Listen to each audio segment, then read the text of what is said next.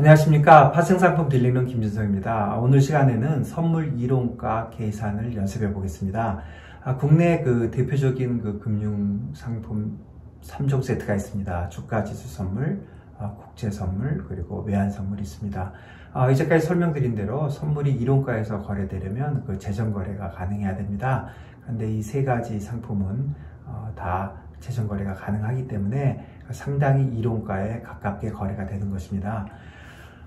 선물은 날짜를 이제 정해놓고 이제 거래를 하게 되는데요. 원래 선물이라 하면 당사자 간에 그냥 서로 거래하면 되니까 그냥 알아서 날짜도 정하고 이렇게 다 하면 되지만, 여러 사람이 선물 거래를 하기 위해서는 어떻게 특정한 날짜를 정해놓고 거래소에서 일정한 규칙에 의해서 거래를 하면 더 편리할 것입니다. 그래서 당사자 간의 거래를 OTC 선물 거래, 오버 더 카운터 선물 거래, 그리고 이렇게 거래소에서 하는 거래를 익스체인지 선물 거래, 이렇게 나눠서 생각해 볼 수 있습니다. 어쨌든 이 선물 거래를 이제 날짜를 정해놓고 하는 건데요. 주가지수 선물은 대개 3개월짜리 만기, 그 다음에 국채 선물도 3개월짜리, 외환 선물은 대개 만기를 매월 합니다. 그러니까 이런 식으로 하는 겁니다. 3월에 두 번째 화요일, 6월에 두 번째 화요일, 이런 식으로 특정한 날짜를 정해놓고 여러 사람이 선물 거래를 하는 거죠. 그래서 이론가 계산을 한번 해보겠습니다. 우선 첫 번째는 외환 선물인데요. 외환 선물, 한번 이 표를 한번 보시죠. 달러원 현물이 1,200원이고, 달러 이자율이 0.1%, 그리고 원화 이자율이 1%면 선물 가격은 얼마일까요? 이런 겁니다.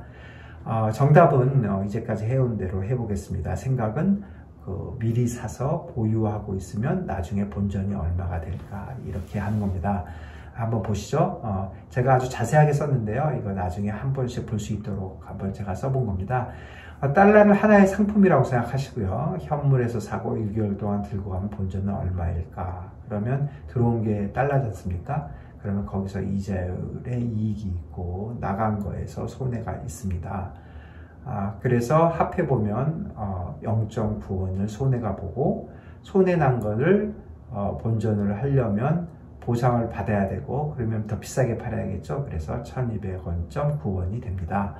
달러를 처음에 사는 게 아니고 파는 쪽으로 생각해 보셔도 본전이 똑같이 되는 것을 알 수 있습니다. 한번 시간을 내서 한번 해보시기 바랍니다. 두 번째는 주가지수 선물입니다. 주가지수 선물 현재 400원이고 3개월짜리 이자율이 1%, 연말 배당이 1%면 선물 가격은 얼마일까요? 이게 질문인데요. 주가지수는 연말이 걸친 경우와 안 걸친 경우를 나눠 생각해야 됩니다. 왜 그러냐면 배당은 주로 연말에만 있기 때문인데요. 우선 먼저 연말이 걸치지 않은 경우를 보면, 예를 들면 3월에 6월물을 거래한다든가 6월에 9월물을 거래한다든가 이런 경우입니다. 똑같이 지수를 하나의 상품이라 생각하고 3개월 동안 들고 가면 본전이 얼마일까요?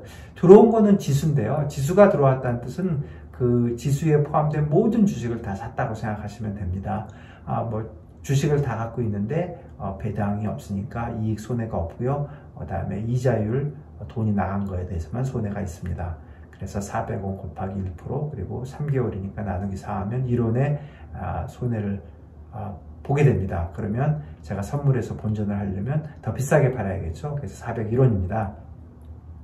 연말이 결친 경우, 예를 들어서 12월 중순에 3월물을 거래하는 거죠.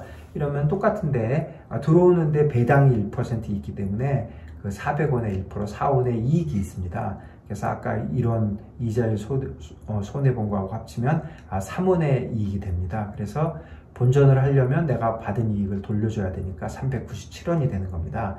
아까 연말이 안 걸친 경우에는 401원인데 연말이 걸치면 397원이 됩니다. 그래서 여러분들 11월이나 12월에 보면 주가지수 선물 가격이 현물에 비해서 많이 밑에서 거래되는 것을 보실 수 있을 겁니다. 그거는 앞으로 3개월 후에 주가가 떨어질 것 같아서 그런 게 아니라 이런 이유로 낮게 거래되는 것입니다.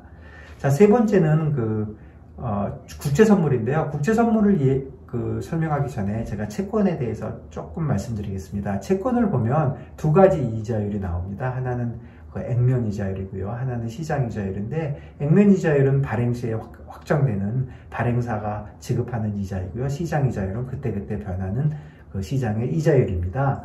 그래서 한번 예를 들어보면 5% 액면 1년짜리 채권이 100원에 발행되고 당일 시장 이자율이 바로 1% 내려서 4%가 되면 이 채권의 가격은 얼마일까요? 이런 건데요. 정답은 이겁니다. 만기에 105원을 받게 되잖아요. 원금 100원과 이자 5원, 액면 이자율이 5%였으니까 그 105원을 시장 이자율로 나눠보면 되는 겁니다.